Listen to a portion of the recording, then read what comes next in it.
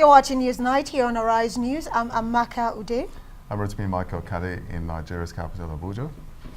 Well, in spite of continued agitations for political restructuring of Nigeria, President Muhammadu Buhari has again voiced his objection, saying those making the calls have a personal agenda for their advocacy. He spoke at the State House while playing host to a group of Urhobo traditional rulers from Delta State in the south-south part of Nigeria. He told them that restructuring can only be accommodated by the Constitution. The group was at the villa with a shopping list, amongst which was the political restructuring of the country. In Buhari's words, every group asking for restructuring has got their own agenda, and I hope it can be accommodated by the Constitution. Well, for more on this story, we're now being joined by Mr. Tony Uranta, one of the leading members of the Pan-Niger Delta Forum. Mr. Tony, thank you very much for joining us, Tony. And you heard what the president said, during the visit of the South-South leaders. Why is the president seeing the debate on restructuring as a personal agenda? First of all, yes, it's a personal agenda. Because I want my child to have a better Nigeria to live in. But I'm personally involved. Every Nigerian has to be personally involved. The president also has a personal agenda, which makes him seem to be consistently opposed to what even his vice president, exactly 72 hours before he said this, had said otherwise concerning. Vice President Oshibajo had said, we are in support of restructuring. And he was talking about we, the Buhari administration. Is this a case of confusion in the House? I don't know.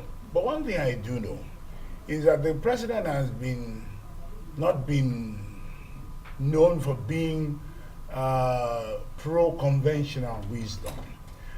So, I mean, he can decide, even while standing next to the arguably most powerful woman in the world, he can say women are virtually nothing. He can say, I'm not going to deal with all Nigerians equally. And these are not things which you would expect a president to say. But then I can allow for it. He's a human being. What I wonder is, even his most hawkish advisors, are they nowhere near him in this campaign period? Could he not even try to fool us? There seems to be an attempt to make Nigerians realize that you are nothing. The electorate, you are nothing. For the majority of 4 of the regions of the 6 regions of the country, or the geopolitical zones, say they want restructuring. Some parts of the other 2 also say they want restructuring. And you say, I'm not going to consider it at all. So how do you expect to win? Okay, so going with what you said right now, especially the fact that the elections are drawing closer and closer every day, do you believe that him opposing the restructuring, do you think it will hurt him in the long run, especially his political fortune in the forthcoming election? I believe that before December, President Buhari is going to support restructuring. Why? Why? Oh, because he has no other choice. It is just commonsensical that you support restructuring. People tend to think, he says all the time, and I've talked with interfaced, he goes on from the angle of, this means a breakup of the country. No. Rather than a breakup of the country, restructuring would better cement the unity of this country. Restructuring would now create an optimal utilization of our economic resources, more importantly. Because one of the major reasons we're having, for example, all the crisis, and by the way, I seize the opportunity to mourn along with the whole world, with Nigeria, with countless numbers of babies, women, men have been brutally slaughtered in the name of, some say politics, some say economics. The president himself says, oh, by foreigners. Two governors in the north, including my friend El Rufai, say, by foreigners. And yet, the security agencies say, no, no, not by foreigners. They are by people who need grazing roads. That was the first narrative. Then, okay, they need colonies. And then they need ranches. Now, this beggars questions, two questions. Either, if they are foreigners, why should we give them anything? Why don't we just force them out of our borders? Or why are you even letting them into the country? If they are not foreigners, why are you not imposing the law according to the Constitution? Which says?